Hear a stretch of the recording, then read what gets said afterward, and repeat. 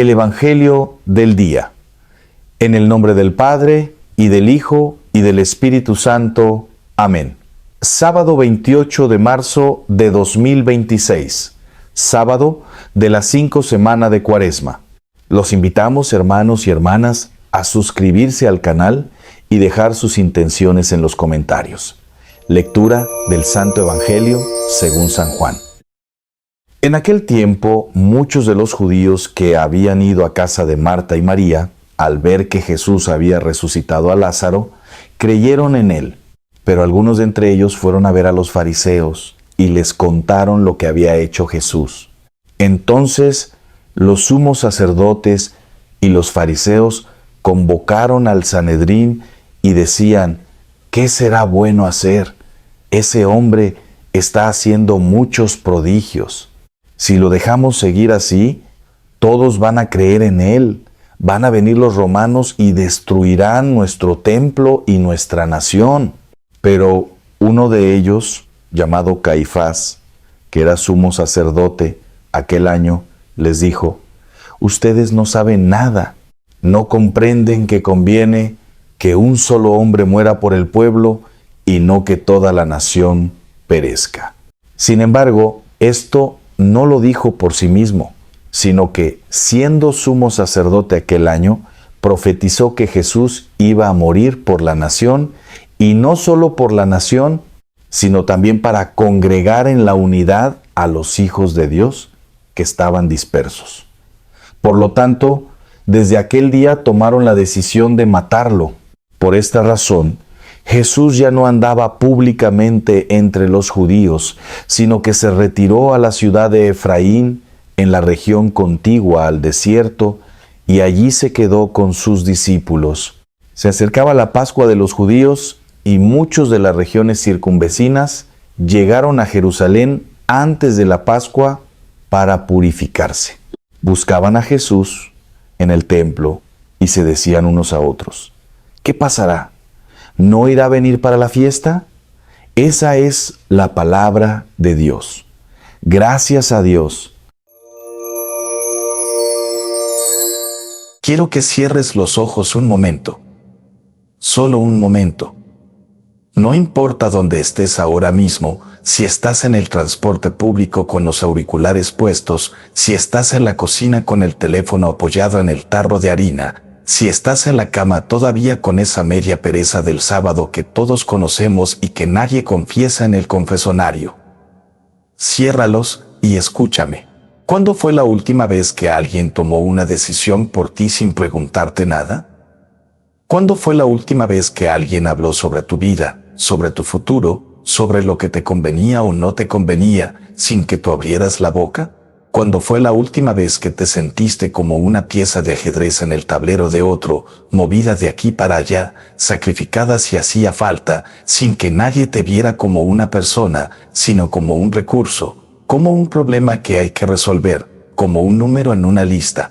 Hoy, en este sábado que ya huele a Semana Santa, que ya tiene ese aroma particular de la cera y el incienso que se acumula en las iglesias cuando los ensayos de las procesiones empiezan, cuando las hermandades sacan los mantos al sol y los barrios se visten de otro color, hoy la liturgia nos pone delante de dos textos que, si los lees deprisa, pueden parecer muy alejados entre sí.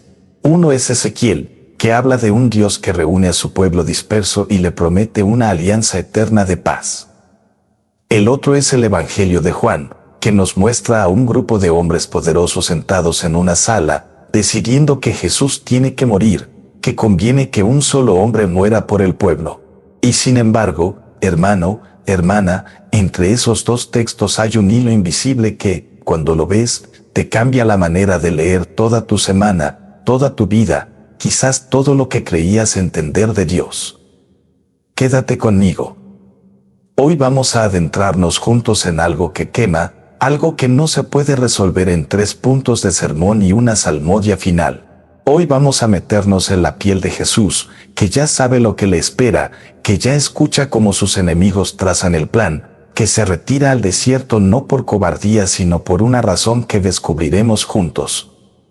Y también vamos a meternos en la piel de esa gente que llegaba a Jerusalén antes de la Pascua preguntándose unos a otros, bajito, casi con miedo, ¿vendrá? ¿Tú crees que vendrá? Porque esa pregunta tan pequeña y tan cargada de esperanza y de incertidumbre, es exactamente la misma que vive en el corazón de muchos de los que nos escuchan hoy. Antes de continuar, te pido algo. Solo una cosa pequeña. Si lo que estás escuchando hoy toca algo dentro de ti, si en algún momento de esta homilía sientes que Dios te habla directamente, que estas palabras no son casuales en tu vida, deja un comentario abajo.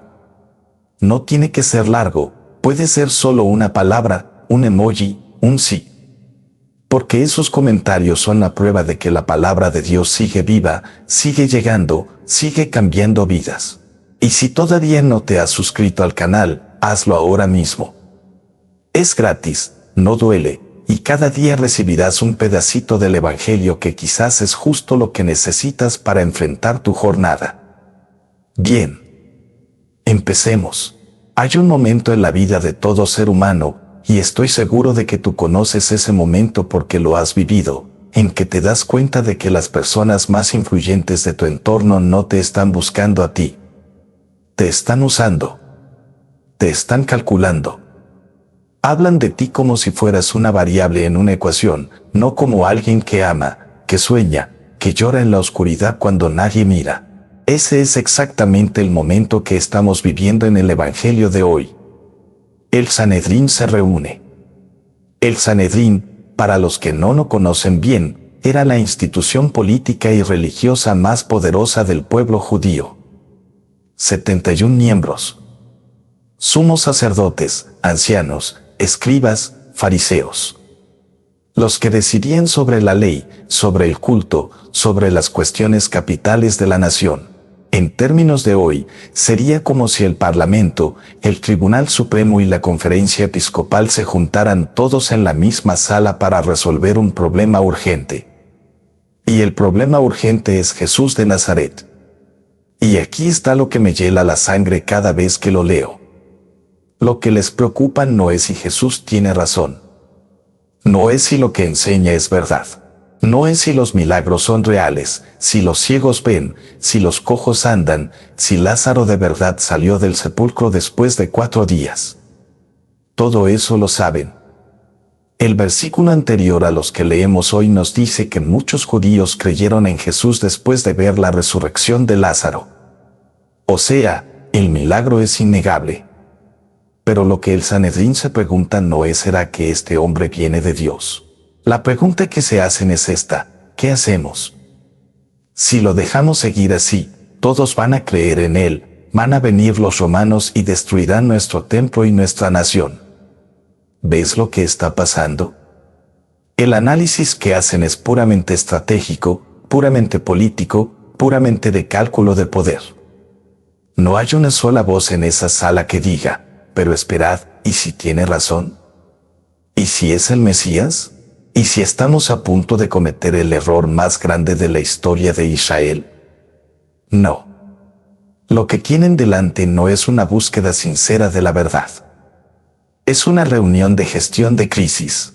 Y tú y yo sabemos perfectamente cómo se desarrollan esas reuniones porque las hemos visto, porque quizás hemos participado en ellas. Porque quizás alguna vez hemos sido nosotros los que decidimos callar la verdad para no perturbar el orden establecido.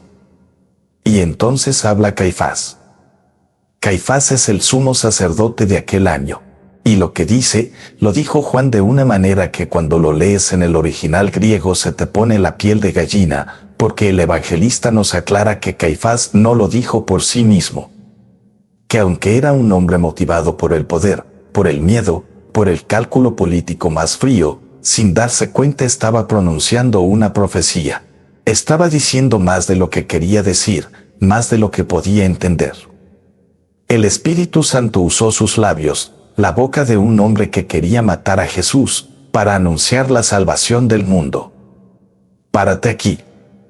Quiero que te pares aquí conmigo. ¿No es esto exactamente uno de los grandes misterios de la providencia de Dios? Que Dios no necesita que sus instrumentos sean puros para actuar. que la historia humana, con toda su mezquindad, con todos sus crímenes, con todas sus traiciones y cobardías, sigue siendo el teatro donde Dios escribe su obra maestra. Caifás dijo: conviene que un solo hombre muera por el pueblo y no que toda la nación perezca. Él lo decía como estrategia política: eliminemos a este perturbador antes de que los romanos nos eliminen a nosotros. Pero Juan, inspirado por el Espíritu, nos dice que sin quererlo Caifás estaba profetizando la redención. Que Jesús iba a morir por la nación, sí, pero no solo por la nación, sino también para congregar en la unidad a los hijos de Dios que estaban dispersos. Y aquí es donde el Evangelio de hoy se conecta con Ezequiel de una manera que te explota en el pecho si la dejas entrar. Voy a recoger de las naciones a donde emigraron a todos los israelitas, de todas partes los congregaré para llevarlos a su tierra. Haré de ellos un solo pueblo en mi tierra. Habrá un solo rey para todos ellos y nunca más volverán a ser dos naciones, ni a dividirse en dos reinos. Dios le dice a Ezequiel, siglos antes, que su proyecto no es el de un Dios tribal, no es el Dios de un grupo exclusivo que cierra la puerta a los demás. El proyecto de Dios es la unidad, la reunificación, el retorno, el fin de la dispersión. Y cuando Caifás dice, sin quererlo, que Jesús iba a morir para congregar en la unidad a los hijos de Dios que estaban dispersos, está completando esa frase que Dios le susurró a Ezequiel junto al río Quebar siglos antes. La misma promesa, el mismo Dios, el mismo proyecto eterno que el pecado y la traición del ser humano no pudieron destruir. ¿Y tú? ¿Tú estás disperso? ¿Tú sientes que tu vida está fragmentada, que hay piezas que no encajan, que hay partes de ti mismo que no se hablan entre sí, que hay una distancia enorme entre lo que eres los domingos por la mañana y lo que eres los martes por la noche? Hermano, hermana, escúchame. La promesa que Dios le hizo a Ezequiel es también para ti. El Dios que promete congregar lo disperso no está hablando solo de tribus geográficamente separadas. Está hablando también de ese corazón dividido que tú llevas dentro, esa identidad rota, esa historia personal llena de fragmentos que no sabes cómo pegar. Yo conozco a muchas personas que viven esa dispersión interior de una manera muy concreta. Conozco a padres que trabajan 12 horas al día para darle a sus hijos lo que ellos no tuvieron. Y cuando llegan a casa por la noche sus hijos ya duermen y ellos se sientan solos en el sofá y sienten un vacío enorme que no saben nombrar. Conozco a jóvenes que tienen 3,000 amigos en las redes sociales y ninguno que conteste el teléfono cuando las cosas se ponen mal de verdad. Conozco a mujeres que han cargado tanto, durante tanto tiempo, que ya no recuerdan qué se siente cuando alguien las carga a ellas. Conozco a hombres que aprendieron desde pequeños que sentir es debilidad y que ahora viven dentro de una armadura que les protege de todo, incluso de Dios. Esa es la dispersión de la que habla Ezequiel. Eso es lo que Jesús viene a congregar. No con un decreto político, no con una ley nueva que haya que cumplir su pena de castigo, sino con su propio cuerpo partido y su propia sangre derramada, que es exactamente lo que vamos a celebrar dentro de pocos días en la Semana Santa que ya toca a nuestra puerta. Y mientras el Sanedrín trama la muerte de Jesús, el Evangelio nos dice algo que a primera vista podría parecer extraño. Nos dice que Jesús ya no andaba públicamente entre los judíos, sino que se retiró a una ciudad llamada Efraín, en la región contigua al desierto, y allí se quedó con sus discípulos. ¿Qué significa esto? ¿Jesús tiene miedo? ¿Está huyendo? ¿El Hijo de Dios se esconde? He leído a teólogos que interpretan este retiro de Jesús como un signo de su humanidad plena, como la prueba de que también Él, como nosotros, necesitaba tiempo para recogerse antes del momento decisivo. He leído a otros que dicen que es simplemente una retirada estratégica, porque la hora todavía no había llegado, porque cada momento en la vida de Jesús tiene su tiempo y el Padre marca el ritmo. Ambas interpretaciones me parecen verdaderas. Pero yo, cuando leo este versículo, pienso en algo diferente. Pienso en todos los momentos de mi vida en que Dios pareció retirarse. En esos periodos oscuros en que oraba y el cielo parecía de piedra. En esas noches en que la iglesia estaba vacía y yo hablaba y mis palabras parecían rebotar en las paredes y caer al suelo sin que nadie las recogiera. En esos momentos en que la fe parecía un ejercicio de voluntad más que una experiencia viva, cuando yo me preguntaba si realmente Dios estaba ahí o si todo esto era una construcción hermosa pero hueca. ¿Tú lo has sentido alguna vez? Ese silencio de Dios que desespera. Esa ausencia aparente que duele más que cualquier otra cosa. El Evangelio de hoy nos dice que Jesús se retiró al desierto antes de su pasión. Y yo creo que hay una pedagogía profundísima en ese gesto. Dios no siempre se presenta cuando nosotros queremos que se presente. Hay momentos en que Dios se retira no porque nos haya abandonado, sino porque nos está preparando para algo que no podríamos soportar sin ese tiempo de silencio previo. El desierto no es el lugar del abandono. El desierto es el lugar donde Dios habla sin competencia, donde el ruido del mundo no puede tapar su voz, donde el alma aprende a escuchar los tonos más sutiles de la melodía divina. Moisés encontró a Dios en el desierto. Elías encontró a Dios en el desierto. Juan Bautista vivió en el desierto. El propio Jesús pasó 40 días en el desierto antes de su ministerio público. Y ahora, antes de su pasión, Jesús vuelve al desierto. Hay algo sagrado en esos espacios vacíos que nuestra cultura de la hiperactividad y el entretenimiento permanente no puede tolerar. Nos hemos vuelto adictos al ruido. Le tenemos pánico al silencio. Ponemos música hasta en el baño. Ponemos el teléfono en la mesilla de noche para que la primera imagen que veamos por la mañana no sea la de Dios sino la de las notificaciones de Instagram. Y entre tanto, Dios está en Efraín. Dios está en la región contigua al desierto. Esperando. Con paciencia infinita. Esperando que nos cansemos del ruido, que la pantalla nos hastíe, que las promesas vacías del mundo nos decepcionen lo suficiente como para buscarle a Él. Te cuento algo que me pasó hace unos años, en una parroquia pequeña de un pueblo que no voy a nombrar para no identificar a nadie. Había un hombre, llamémosle Marcos, que durante años había sido el primero en llegar a la misa del domingo y el último en irse. Un hombre de fe sólida, de esos que llevan la imagen del santo patrón en la cartera y rezan el rosario en el coche camino al trabajo. Y un día su hijo tuvo un accidente muy grave. Estuvo semanas en el hospital. Y durante esas semanas, Marcos no entró en una iglesia, no rezó. Cerró la Biblia. Cuando le pregunté cómo estaba, me dijo con una honestidad brutal que me recordó al Job de la Escritura: Padre, si Dios existe y permite esto, no quiero saber nada de él por ahora. Si no existe, entonces al menos no me siento traicionado. Marcos pasó por su propio desierto. Un desierto de rabia, de dolor, de silencio absoluto con Dios. Y lo que le dije entonces, y lo que te digo a ti ahora si estás en ese mismo desierto, es lo siguiente: Dios no se ofende por tu rabia. Dios no te castiga por tu silencio. Dios es suficientemente grande para aguantar tu dolor, tu pregunta, tu acusación y tu llanto. Y si alguna vez has leído el libro de Job, que espero que sí porque es uno de los textos más valientes de toda la Biblia, verás que lo que Dios reprende al final no es que Job le reprochara, sino que los amigos de Job defendieron a Dios con argumentos falsos y cobardes. Dios prefiere tu grito honesto a tus aplausos hipócritas. El hijo de Marcos se recuperó. Y Marcos volvió. Pero volvió diferente. Ya no era la fe de la infancia, la fe heredada, la fe de la tradición familiar. Era la fe de alguien que ha estado en el desierto y ha vuelto. Una fe que no tiene respuestas para todo, pero que tiene algo más valioso. Ha encontrado que en el fondo del abismo más oscuro, Dios estaba allí. No haciendo ruido. No poniendo carteles.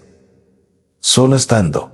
Presente con una presencia que no se puede demostrar pero tampoco se puede negar cuando la has tocado.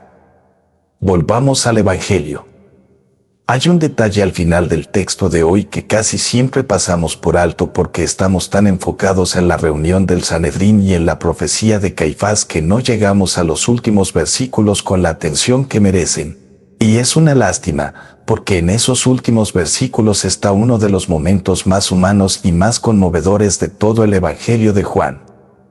Se acercaba la Pascua de los judíos y muchos de las regiones circunvecinas llegaron a Jerusalén antes de la Pascua para purificarse. Buscaban a Jesús en el templo y se decían unos a otros, ¿qué pasará? ¿No irá a venir para la fiesta? Imagínate la escena. El templo de Jerusalén es un hervidero humano en los días previos a la Pascua. Peregrinos de todas las regiones de Israel, de la diáspora, de Galilea, de Perea, de la Decápolis, llegan a la ciudad santa cargados con sus corderos, con sus ofrendas, con sus oraciones. Los cambistas de moneda en los atrios, los vendedores de palomas, el olor del incienso mezclado con el ruido de los rebaños. Una ciudad que de golpe dobla su población. Un caos sagrado. Una fiesta que es también trabajo, que es también polvo y cansancio y colas interminables. Y en medio de todo ese bullicio, hay personas que se buscan con la mirada, que se acercan las unas a las otras con esa discreción de los que comparten un secreto, y se preguntan en voz baja, ¿tú crees que vendrá? ¿Lo habrá visto alguien? ¿Sabes algo? Estaban buscando a Jesús. El mismo Jesús del que el Sanedrín había dado la orden de que si alguien sabía dónde estaba, lo denunciara para poder arrestarlo.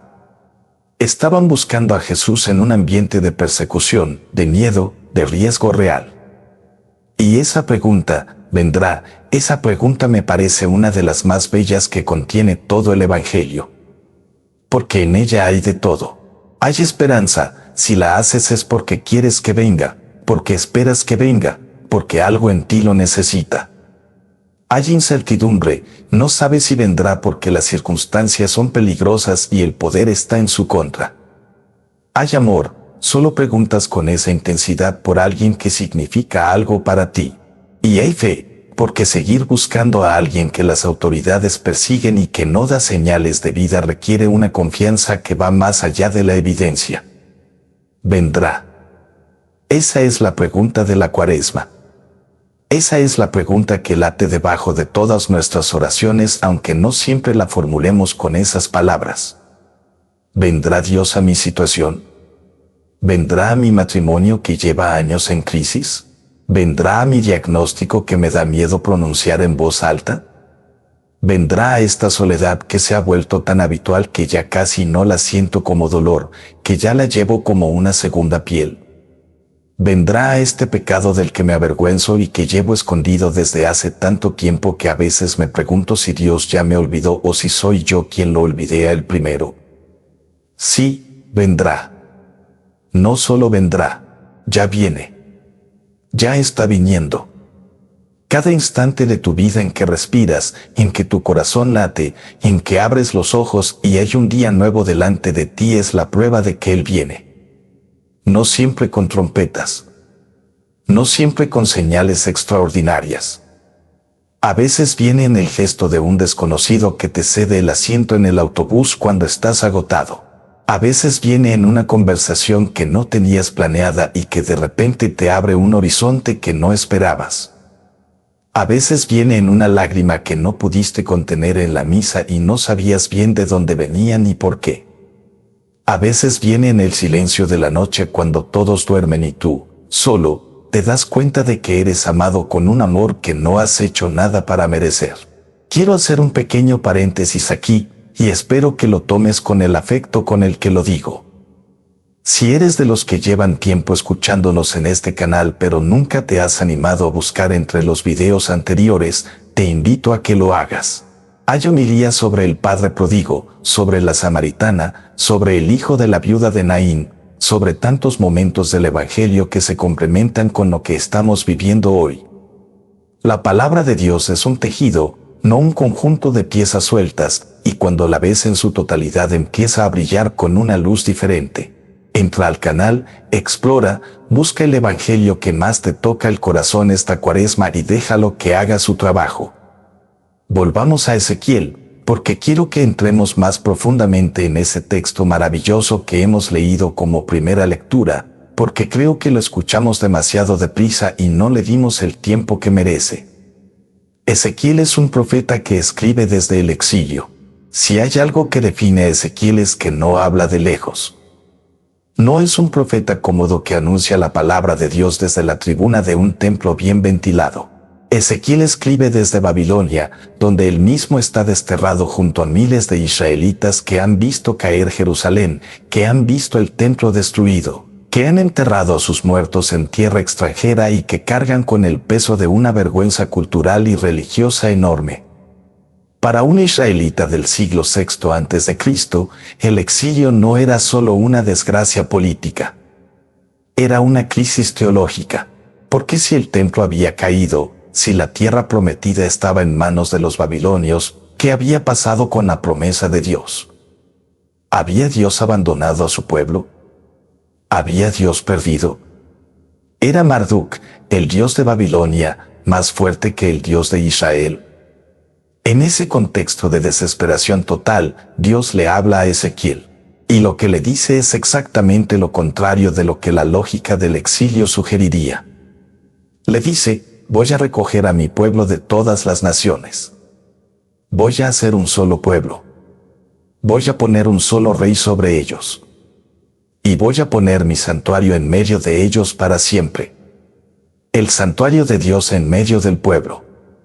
No en un edificio al que hay que peregrinar. No en un templo que los enemigos pueden destruir. Dios le está diciendo a Ezequiel que su presencia no depende de la arquitectura, ni de la política, ni del territorio. Que su presencia es más radical que todo eso. Que su presencia es la del amante que no puede dejar de estar cerca de la persona amada. Yo voy a ser su Dios y ellos van a ser mi pueblo. Esa frase, yo voy a ser su Dios y ellos van a ser mi pueblo, es una de las frases más repetidas de toda la Biblia.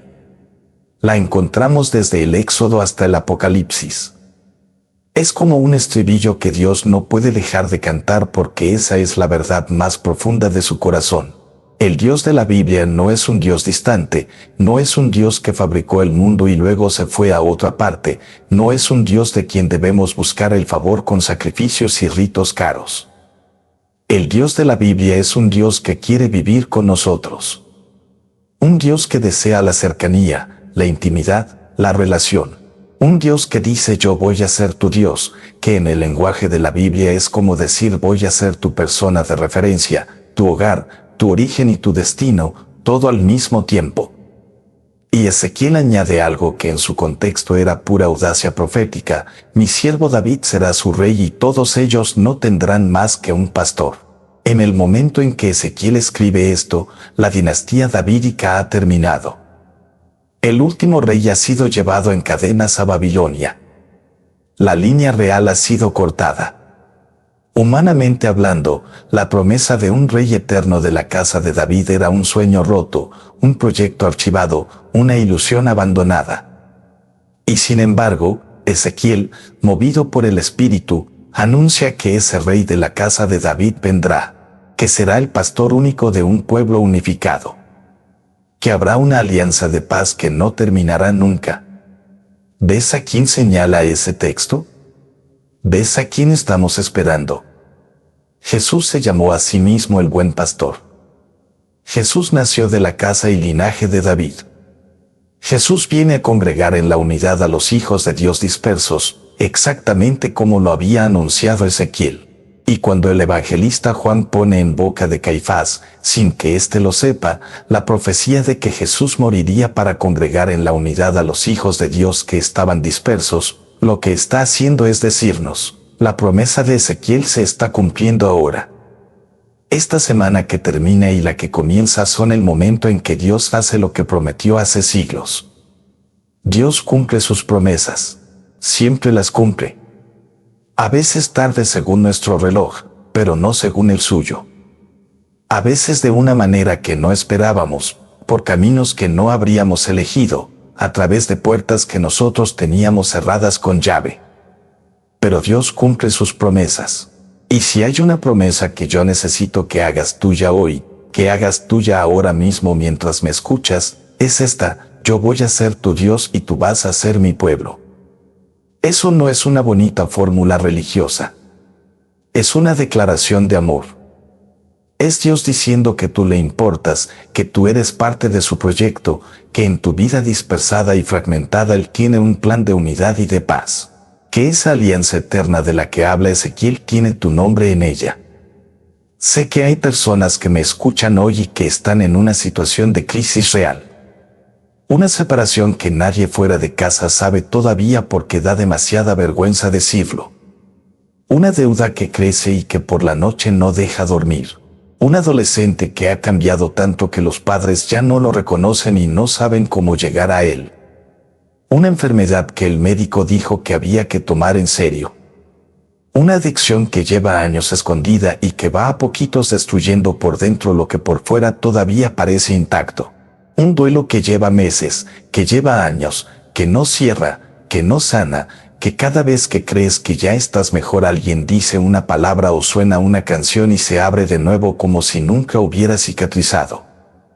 Para ti va especialmente lo que quiero decirte ahora. No en general. Para ti. Dios no está en la tribuna mirando tu drama con los brazos cruzados. Dios no está llevando la cuenta de tus errores para sacártela en el momento más inoportuno. Dios no está esperando que te pongas bien para acercarse. Dios se acerca exactamente cuando estás peor. Ese es el Dios que describe Ezequiel, el Dios que va a buscar a los que están dispersos en las naciones, a los que están en tierra extranjera, a los que se sienten extranjeros incluso en su propia vida, y los recoge. Y los trae de vuelta. Y les da una tierra donde vivir, donde crecer, donde tener hijos y nietos, donde construir algo que dure. Eso es la salvación. No un pase para el cielo que se recibe en la última confesión. La salvación es esto, el proceso por el que Dios te va recogiendo de las dispersiones de tu vida y te va reunificando, te va devolviendo la coherencia, te va haciendo cada vez más tú mismo, el tú que Él soñó antes de que nacieras. Y el agente de esa salvación es Jesús. El que murió para congregar en la unidad a los hijos de Dios que estaban dispersos. El que vamos a ver entrar en Jerusalén el próximo domingo en medio de hosanas que pocos días después se convertirán en crucifícalo. El que vivió su propio desierto en Efraín, solo con sus discípulos, sabiendo lo que venía, eligiendo ir igualmente. Hay algo que me fascina de la psicología de Jesús en este momento del Evangelio. Jesús sabe que lo van a matar. El Evangelio lo dice con toda claridad, desde aquel día tomaron la decisión de matarlo. Y Jesús lo sabe. No por sus contactos, no porque tuviera espías en el Sanedrín. Lo sabe porque es el Hijo de Dios y lee los corazones. Y sabiendo eso, ¿qué hace? Se retira a Efraín. Se queda con sus discípulos. Espera. No huye hacia Egipto. No huye hacia Roma. No huye hacia un lugar donde los romanos no pudieran encontrarle. Se retira a una ciudad de la que nadie esperaría nada, en la frontera del desierto, y espera que llegue su hora. Y cuando la Pascua se acerque, cuando el momento sea el que el Padre ha elegido, Él volverá. Entrará en Jerusalén. Se dejará prender. Se dejará juzgar. Se dejará crucificar. No porque no pudiera evitarlo, sino porque había venido a esto. Porque su vida entera era el sí más largo y más profundo que ningún ser humano ha pronunciado jamás al plan de Dios. ¿Y tú? ¿Dónde estás tú en este momento de la historia? ¿Eres de los que están en el Sanedrín calculando cómo proteger lo que tienes? ¿Eres de los que buscan a Jesús en el templo con el corazón encendido preguntando ¿vendrá? ¿Eres de los que, como Marcos, están en el desierto de la duda y del dolor y esperan en la oscuridad sin saber exactamente qué esperan? Cualquiera que sea tu respuesta, la palabra de Dios de hoy tiene algo para ti. Para los del Sanedrín, cuídate de tomar decisiones basadas solo en el miedo, porque el miedo es un consejero que siempre te lleva al error. Para los que buscan a Jesús en el templo, seguid buscando. Él vendrá. Vendrá de una manera que no esperáis, que os sorprenderá, que os cambiará para siempre. Para los que están en el desierto, aguantad. El desierto no es el destino. Es el camino. Y en el camino, Él está más cerca de lo que creéis. Hace poco revisaba algunas cartas y mensajes que han llegado a través de este canal a lo largo del tiempo, y hay uno que me quedó particularmente grabado. Una mujer que escribe desde un país de América Latina que no mencionaré para respetar su privacidad. Dice que lleva 2 años sin poder ir a misa, primero por la pandemia, después por una situación familiar muy complicada.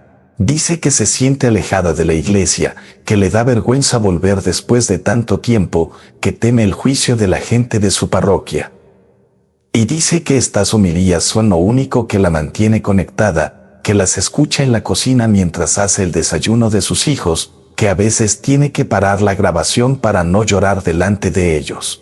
A ella y a todas las personas que se sienten como ella, les digo lo siguiente: la iglesia no es un club de personas perfectas que se juntan a celebrar su virtud. La iglesia es un hospital de campaña para los heridos de la vida.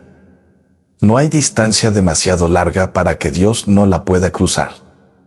No hay tiempo de alejamiento demasiado extenso para que el reencuentro no sea posible. El padre del hijo pródigo, que leímos hace unos domingos, no preguntó cuánto tiempo había estado fuera el hijo antes de correr a abrazarle. Lo abrazó y ya. Así es Dios. Así es el Dios de Ezequiel, que recoge a los dispersos de todas las naciones. Así es el Dios de Juan, que mueve a una multitud de peregrinos a buscar a Jesús aunque el Sanedrín haya dado la orden de arrestarlo. Si eres de los que lleva tiempo sin entrar en una iglesia, o de los que entran pero con la sensación de que Dios está muy lejos, o de los que rezan pero sienten que sus oraciones suben al techo y rebotan, hoy es un día bueno para decirle a Dios simplemente esto: aquí estoy. No en mis mejores condiciones. Con todo lo que cargo. Con toda mi confusión. Pero aquí estoy. Eso es suficiente. Eso es más que suficiente. Me gustaría hablar un momento de la alianza eterna de paz que Dios promete en Ezequiel, porque creo que no le prestamos suficiente atención y sin embargo es uno de los textos más hermosos del Antiguo Testamento. Voy a hacer con ellos una alianza eterna de paz. Los asentaré, los haré crecer y pondré mi santuario entre ellos para siempre. Una alianza eterna de paz. En hebreo, la palabra que se usa para alianza es berit, y para paz es salón. Y el salón hebreo no es simplemente la ausencia de guerra, no es ese estado de tranquilidad superficial que se consigue cuando nadie te molesta. El salón hebreo es mucho más rico que eso. Es la plenitud, la integridad, el florecimiento total del ser humano. Es el estado en que todas las dimensiones de la persona, física, mental, espiritual, relacional, están en su lugar correcto y funcionan en armonía. Es la salud en el sentido más profundo del término. Cuando Dios promete una alianza eterna de Salón, está prometiendo no solo que no habrá guerra, sino que la vida entera de su pueblo alcanzará esa plenitud para la que fue diseñada. Está prometiendo que lo que el pecado rompió será restaurado. Está prometiendo que la dispersión, el exilio, la fragmentación interior serán superados. Y que esa restauración no durará mientras los humanos la mantengamos, sino que durará para siempre porque está sostenida no por nuestra fuerza sino por la suya. Esta Cuaresma, que ya está llegando a su fin, ¿has dejado que esa promesa llegue a ti? ¿Has permitido que el Espíritu Santo haga en ti algún trabajo de reunificación, de sanación, de reconciliación? No solo contigo mismo. Quizás con alguien a quien tienes que pedir perdón y llevas postergando ese momento porque da miedo, porque no sabes cómo va a reaccionar, porque la herida es muy profunda y la vergüenza también. O quizás con alguien a quien tienes que perdonar, y eso no significa que lo que hizo no importa, sino que decides no dejar que eso te envenene para siempre, que decides liberarte de esa carga que pesa más a quien la carga que a quien la provocó. El perdón es uno de los actos más radicalmente humanos y más difíciles. Y si me permite ser honesto, no siempre se consigue en una oración de 5 minutos. A veces el perdón es un proceso largo, un trabajo artesanal del alma, un sí que hay que repetir muchas veces porque la herida sigue doliendo y el corazón no siempre acompaña lo que la voluntad ha decidido. Pero ese trabajo, ese camino, eso también forma parte de la alianza eterna de paz que Dios propone. Dios no te pide que finjas que no dolió. Dios te pide que te dejes acompañar en el proceso de que deje de tener poder sobre ti. Quiero que nos detengamos a pensar también en algo que puede parecer un detalle menor, pero que yo creo que es muy significativo.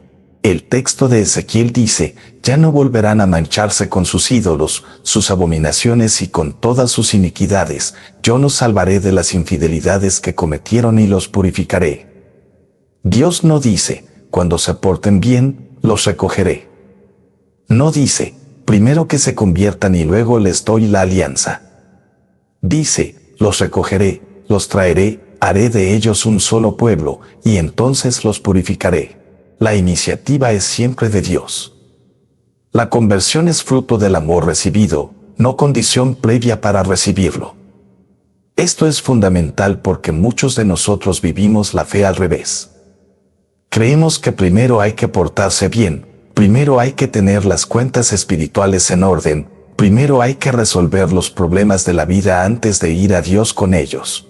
Y entonces esperamos, posponemos, decimos que cuando estemos mejor iremos a confesarnos, que cuando tengamos la vida más clara rezaremos más, que cuando hayamos superado esta crisis entonces nos entregaremos de verdad a Dios. Y Dios mientras tanto está diciendo, ven ahora. Ahora mismo. Con todo lo que eres y todo lo que no eres. Ven y yo haré el resto. La Cuaresma nos enseña exactamente eso. No es la temporada en que tienes que demostrarte a ti mismo que puedes con todo. Es la temporada en que te permites admitir que no puedes con todo, que necesitas a Dios, que su gracia no es un premio que se gana sino un regalo que se acepta. Y esta Semana Santa que ya está golpeando a nuestra puerta con sus ramos de olivo y sus vía crucis y sus silenciones de madrugada, esta Semana Santa que tan fácilmente se puede convertir en un conjunto de rituales hermosos que hacemos sin que nada nos toque de verdad, esta Semana Santa es la oportunidad de dejar que el misterio pascual sea tuyo. No el de la Iglesia en abstracto. El tuyo, tu muerte junto con la de Cristo a todo lo que te tiene atrapado. Tu resurrección junto con la suya a una vida que todavía no conoces pero que Dios ya está preparando para ti. Si esta homilía está llegando a tu corazón, si sientes que algo de lo que hemos compartido hoy resuena en tu vida, te pido que lo compartas. Comparte este video con alguien que lo necesite, con alguien que lleva tiempo alejado de la fe, con alguien que está pasando por un momento difícil y necesita escuchar que no está solo. No cuesta nada compartir y puede significar mucho para quien lo recibe. Y si te estás suscribiendo por primera vez, bienvenido, bienvenida, esta es tu casa, aquí cada día la palabra de Dios llama a tu puerta. Dale al botón de suscribirse y activa la campanita para que no se te escape ninguna homilía. Permíteme seguir un poco más en este camino, porque siento que hay cosas que quedan por decir y que necesitan ser dichas hoy, en este sábado particular que es el último sábado antes de la Semana de Pasión. Hay un dinamismo en la liturgia que no es accidental. La Iglesia no pone estos textos juntos por casualidad. La Iglesia tiene una sabiduría acumulada de siglos que ha aprendido que el ser humano necesita ser preparado, necesita ser moldeado, necesita ser llevado de la mano antes de que pueda recibir lo que está a punto de recibir. Y lo que está a punto de recibir es lo más grande de toda la historia. No la primera luna de la humanidad, aunque fue impresionante. No la invención de la penicilina, aunque salvó millones de vidas. No ninguno de los hitos que los libros de historia consideran puntos de inflexión en la civilización. Lo que está a punto de recibir es la muerte y resurrección del Hijo de Dios. El momento en que el amor eterno entra en la muerte temporal y la transforma desde dentro. El momento en que la última palabra, que parecía ser el sepulcro sellado, resulta ser el jardín vacío al amanecer. Pero antes de eso, necesitamos este sábado. Este sábado de transición, de umbral, donde Ezequiel nos da el horizonte largo y Juan nos muestra la proximidad inmediata del peligro. Este sábado donde Jesús está en Efraín, en el desierto, y nosotros estamos aquí, escuchando, preguntándonos cómo todo esto encaja con nuestra vida concreta. Hablemos de algo que la liturgia de hoy toca de manera indirecta, pero que yo creo que es urgente nombrar. Hablemos del miedo. El miedo de los dirigentes del Sanedrín, que es un miedo muy reconocible, muy humano, muy nuestro. Si lo dejamos seguir así, todos van a creer en él, van a venir los romanos y destruirán nuestro templo y nuestra nación. El miedo de perder lo que tenemos. El miedo al cambio que trae consigo la presencia de alguien que no cabe en los moldes que hemos construido. El miedo a que lo nuevo haga quedar obsoleto lo antiguo. Ese miedo tiene muchas caras en nuestra vida cotidiana. A veces es el miedo del padre o de la madre que ve a su hijo o hija alejarse de la fe y no sabe cómo acercarse sin ahuyentarlo más.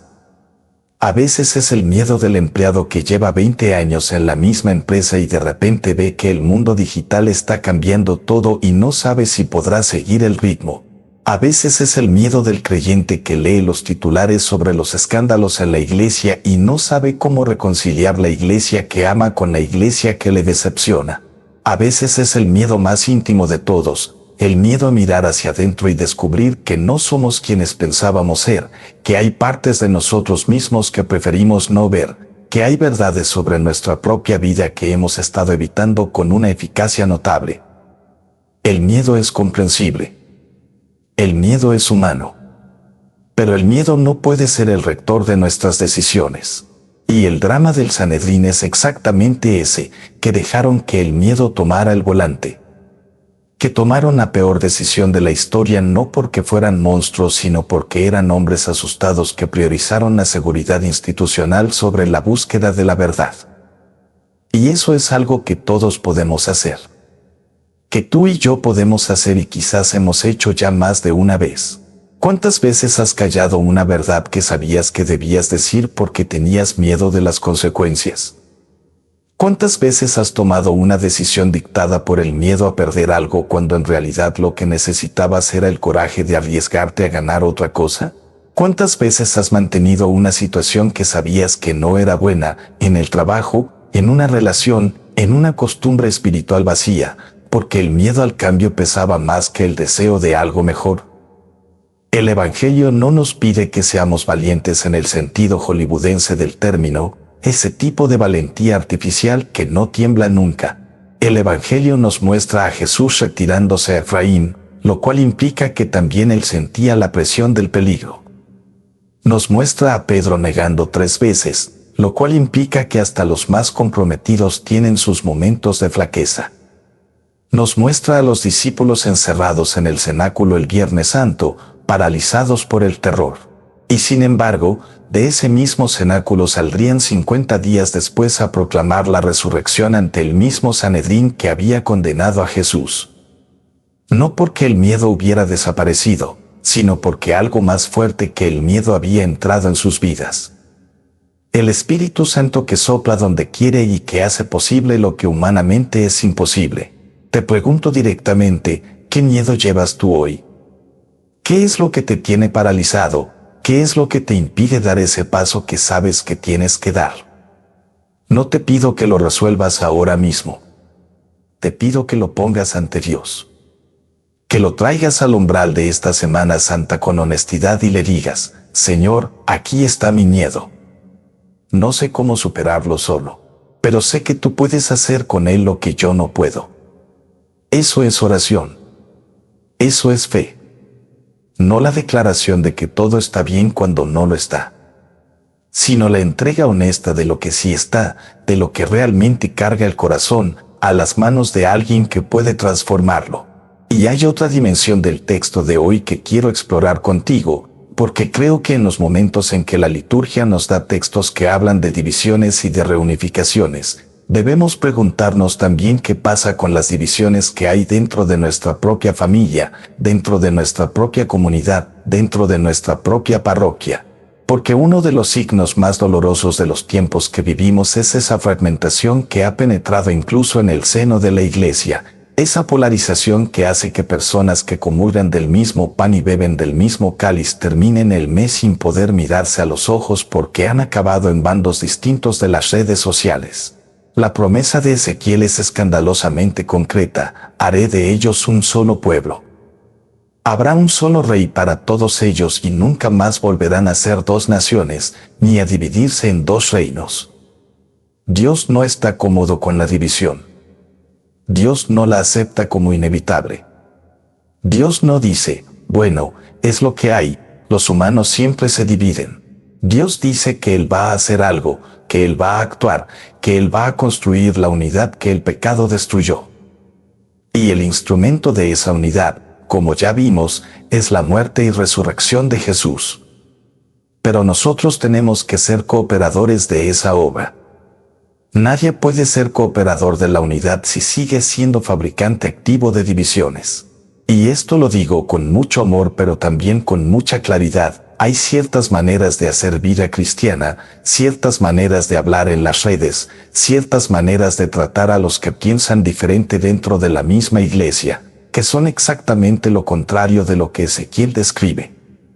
Que construyen muros donde Dios quiere puertas. Que consolidan fronteras donde Dios quiere encuentros. Esto no significa que no haya que defender la verdad. La verdad hay que defenderla, con valentía y con caridad, que no se excluyen sino que se necesitan mutuamente. Pero defender la verdad no es lo mismo que despreciar a la persona que está en el error. Jesús no despreció a nadie. Jesús fue durísimo con la hipocresía de los fariseos, con la frialdad calculadora del Sanedrín, pero trató con una ternura inagotable a los publicanos, a las prostitutas, a los enfermos, a los excluidos, a los que otros consideraban indignos de la presencia de Dios. Esa combinación de firmeza en la verdad y ternura en el trato es quizás uno de los grandes desafíos de la vida cristiana adulta. Es mucho más fácil elegir solo uno de los dos polos. O te quedas con la firmeza y te conviertes en el guardián indignado de la ortodoxia que trata mal a la gente en nombre de principios. O te quedas con la ternura y te conviertes en el que acepta todo, que no distingue el bien del mal, que confunde el amor con la permisividad. El Evangelio exige los dos. La verdad en el amor. El amor en la verdad. Y eso cuesta. Eso requiere madurez, oración, humildad, y esa disposición a equivocarse que tienen solo los que no se creen perfectos. Quisiera también detenerme en un aspecto de la lectura de Ezequiel que tiene una importancia pastoral enorme y que a menudo no destacamos lo suficiente. Ezequiel dice que Dios los purificará. No dice que ellos se purificarán a sí mismos. Dice que Dios lo hará. Yo los salvaré de las infidelidades que cometieron y los purificaré. La purificación es obra de Dios, no rendimiento humano. Esta distinción es fundamental para entender la vida cristiana de manera sana y no de manera neurótica. Hay una espiritualidad del esfuerzo que puede volverse tóxica si no está bien fundada. Una espiritualidad donde todo depende de lo que yo haga, de lo que yo consiga, de cuánto yo pueda cumplir. Una espiritualidad donde Dios es el maestro severo que lleva la cuenta de mis incumplimientos y que solo estará satisfecho cuando yo sea perfecto. Esa espiritualidad no es la del Evangelio. Esa espiritualidad produce ansiedad, produce escrupulosidad, produce esa fatiga espiritual de las personas que llevan años intentando ser buenas y nunca sienten que son lo suficientemente buenas. La espiritualidad del Evangelio, la espiritualidad de Ezequiel, es la espiritualidad de la gracia. Tú haces tu parte, sí, que no es pequeña. Dios no convierte a nadie contra su voluntad, no arranca a nadie de los ídolos a la fuerza. Hay una colaboración. Pero la potencia es de Él. El poder transformador es de Él. La gracia que convierte el corazón de piedra en corazón de carne, que Ezequiel menciona en un capítulo anterior, es suya. Tú pones la disposición, la apertura, el deseo, la decisión de volver. Y Él pone lo que falta, que es la mayor parte. Esta es la buena noticia. Hoy, este sábado, a pocos días de la Semana Santa, lo que Dios te pide no es que hayas llegado al nivel de santidad que creías necesitar para merecer su presencia. Lo que te pide es que te dejes purificar, que te dejes recoger, que te dejes congregar con nosotros dispersos en torno a Él. Volvamos un momento a esas personas que buscaban a Jesús en el templo. Volvamos a esa imagen porque creo que tiene más capas de las que hemos explorado.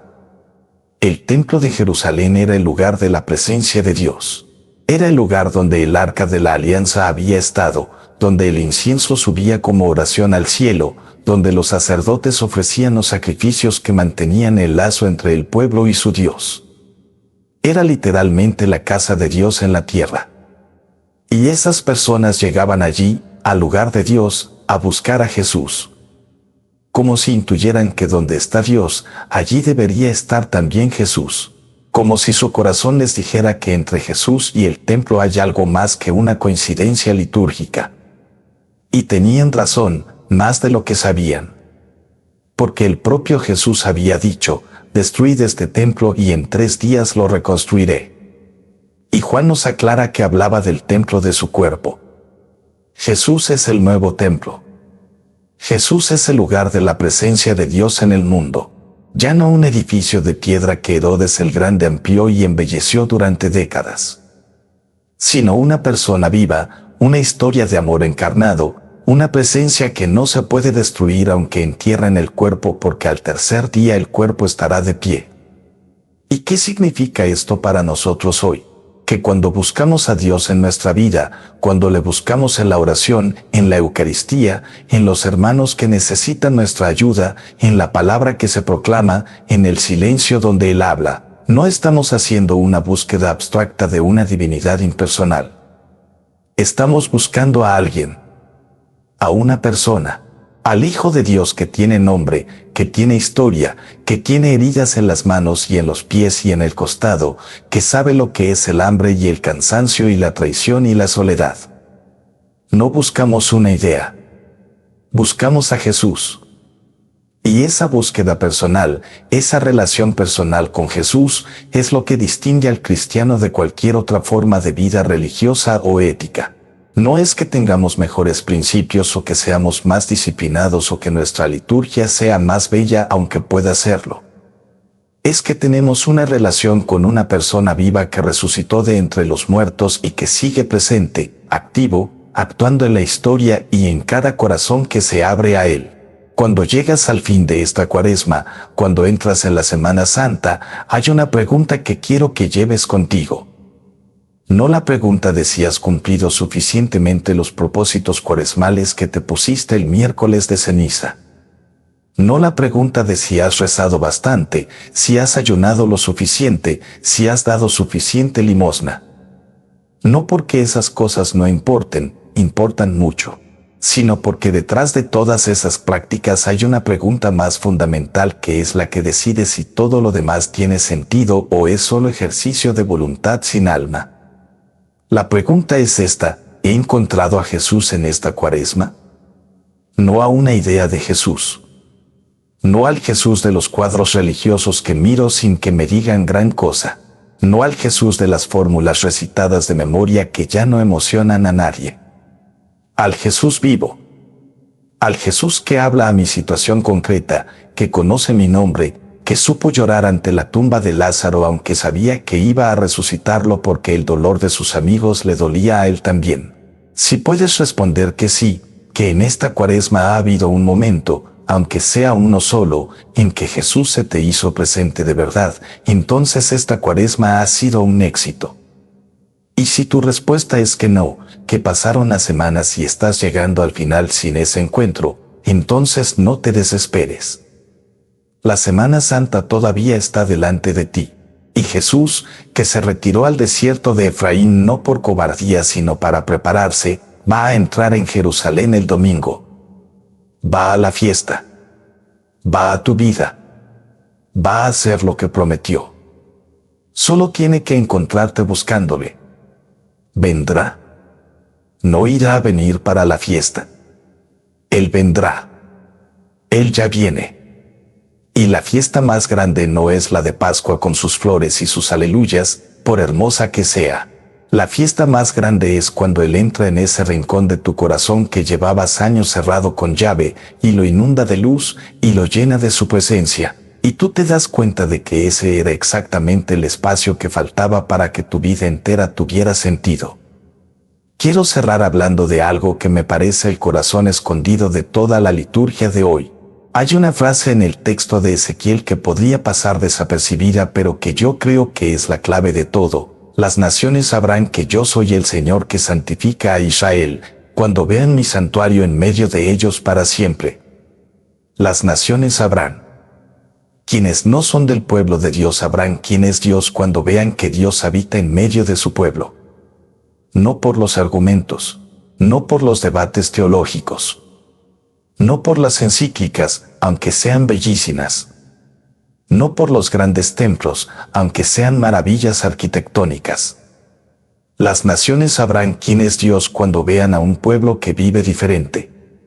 Un pueblo en el que los dispersos son recogidos. Un pueblo en el que las heridas se sanan. Un pueblo en el que el perdón es posible porque hay uno que perdonó primero pagando el precio más alto. Un pueblo en el que la muerte no tiene la última palabra porque hay uno que salió del sepulcro al tercer día. Antes de llegar a la última parte de esta homilía, permíteme detenerte con una imagen muy sencilla, de esas que te acompañan durante días y las dejas entrar. Cuando era niño, en el barrio donde crecí, había una mujer mayor, la llamaré Doña Carmen aunque no era su nombre, que vivía sola en un piso pequeño al final de un largo pasillo. Todos la conocíamos porque cada tarde, sin excepción, veranos e inviernos, días de lluvia y días de sol, salía a la puerta de su casa, se sentaba en una silla de madera con los brazos cruzados sobre el regazo, y miraba hacia el fondo del pasillo. No hacía nada. Solo miraba. Y cuando le preguntaban por qué, siempre decía lo mismo con esa tranquilidad que dan los años: espero a mi hijo. Hoy igual viene. Su hijo llevaba 3 años sin dar señales de vida. Se había ido a otra ciudad, había cortado todo contacto por razones que nadie explicaba del todo bien. Y sin embargo, Doña Carmen salía cada tarde a la puerta. No furiosa, no desesperada, no amargada. Solo expectante.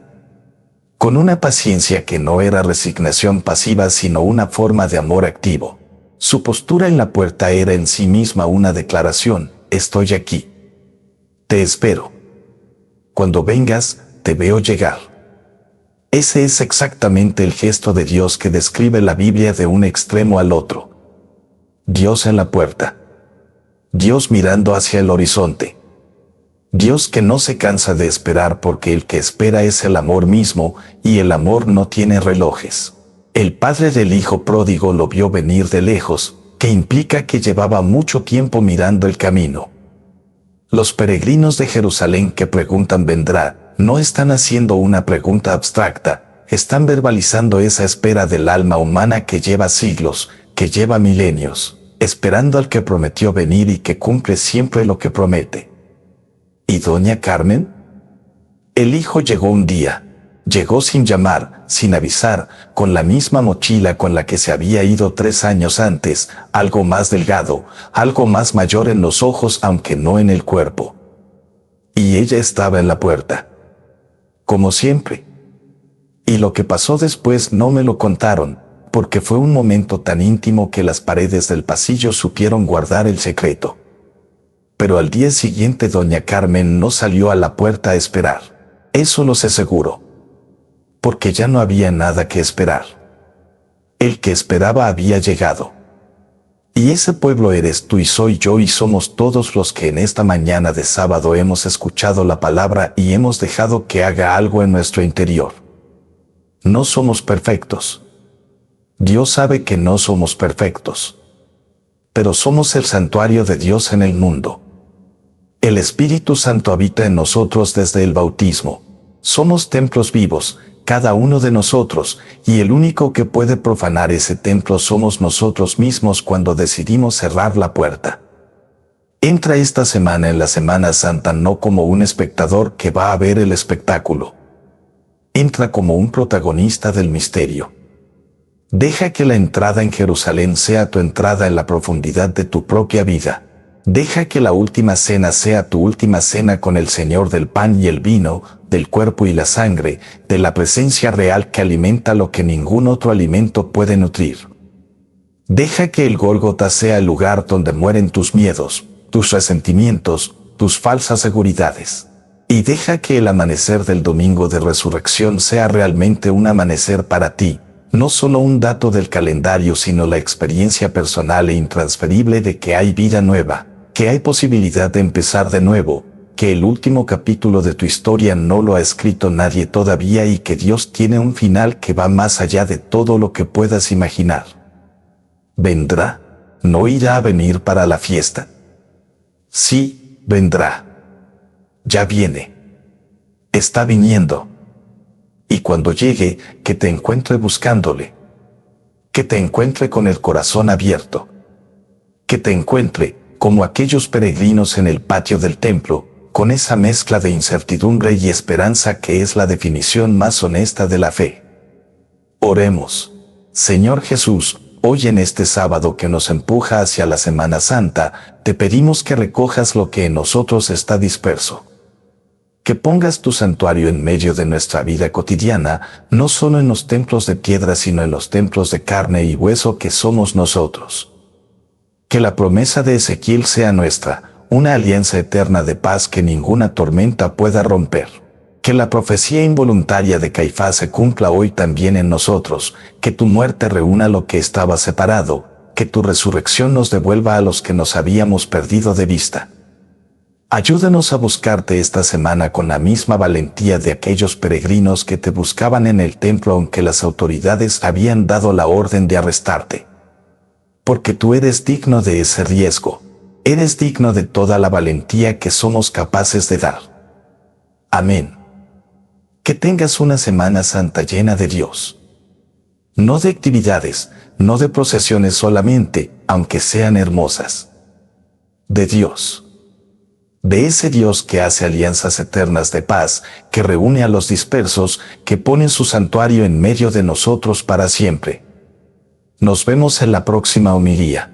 Y mientras tanto, la palabra de Dios siga haciendo su trabajo en tu corazón, que para eso vive, para eso habla, para eso no pasa.